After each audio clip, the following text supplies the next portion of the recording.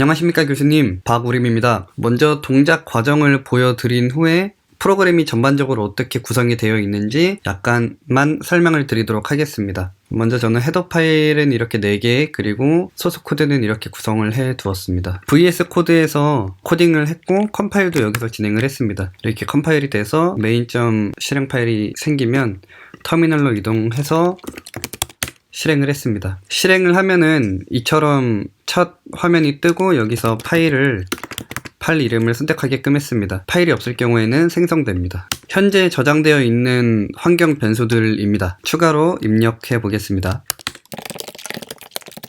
잘 저장이 됐습니다. 하나 더 입력해 보겠습니다. 뒤로 이동해서 확인을 하면 이제는 뒤로 이동이 되고 데이터까지 확인을 할 수가 있습니다. 여기서 수정을 해 보겠습니다. 6번 수정해 보겠습니다. 호진 굿. 수정이 잘 된 것을 확인할 수 있고 다른 거 한번 수정해 보겠습니다. 앞으로 이동해서 3번 수정해 보겠습니다. 이렇게 잘 수정이 되는 것을 확인할 수가 있습니다. 삭제도 마찬가지로 5번 삭제해 보겠습니다. 그러면은 6번에 있던 호진이 앞으로 당겨지면서 시퀀스까지 초기화되도록 설정했습니다. 하나 더 삭제해 보겠습니다. API 키 삭제하겠습니다. 1번 삭제하면 다 앞으로 하나씩 당겨지도록 했습니다. 마지막으로 데이터를 한번 엄청 많이 만들어 보아서 어떻게 동작하는지 확인해 보겠습니다. 이렇게 만들었을 때 뒤로 이동하면은 이처럼 데이터가 계속해서 생성된 것을 알 수가 있습니다. 생성됐고 삭제해서 12번 삭제하면은 잘 삭제가 됩니다. 이 뒤로는 이동이 되지 않도록 했고 앞으로도 마찬가지로 이 앞으로는 이동되지 않도록 했습니다.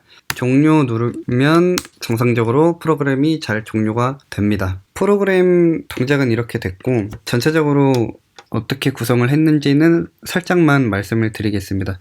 메인 함수에서는 전체적인 흐름에 대해서만 나타내도록 했습니다. 그래서 이 파일 인풋을 실행하면은 여기서 맨 처음에 등장했던 프론트 화면이 나오고요. 여기서 파일 입력하면은 다음으로 넘어갑니다.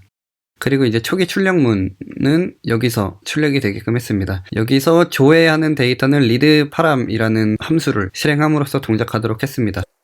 그리고 이 헤더 파일에는 초기에 선언해줘야 되는 함수들을 여기 다 모아서 선언을 해 주었습니다.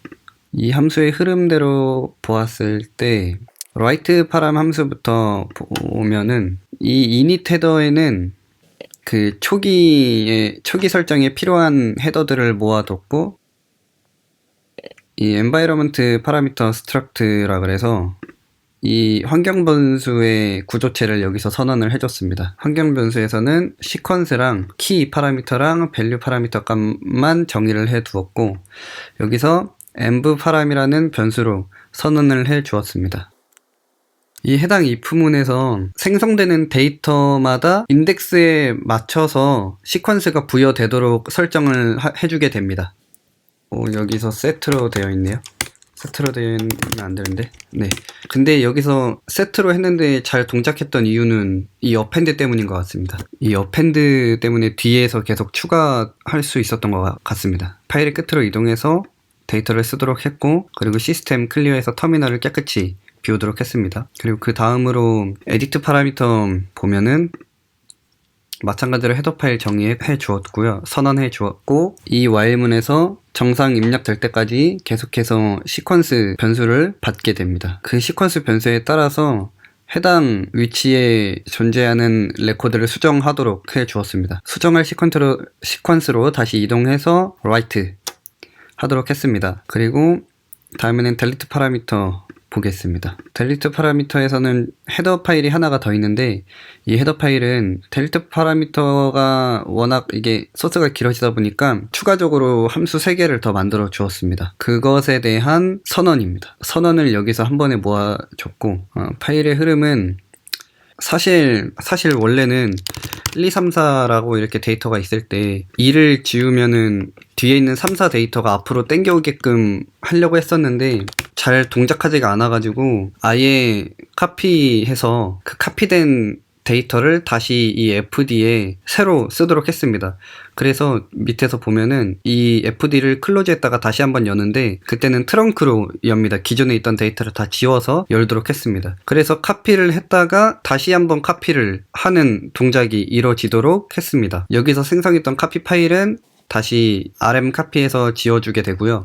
네, 프로그램 동작은 그렇게 되도록 짰고, 환경 변수로 이제 조의 앞에 5칸 이동하도록 하는 거는 처음에 초기 값이라는 변수를 하나 선언을 해서 -5 그리고 +5로 접근을 하도록 했습니다. 이 초기 값이 마이너스로 넘어가면은 1로 세팅하도록 했고, 이 프린트 이닛에서 나오는 리드 파람을 한번 보겠습니다. 리드 파라미터는 마찬가지로 헤더 파일 정의했고, 그리고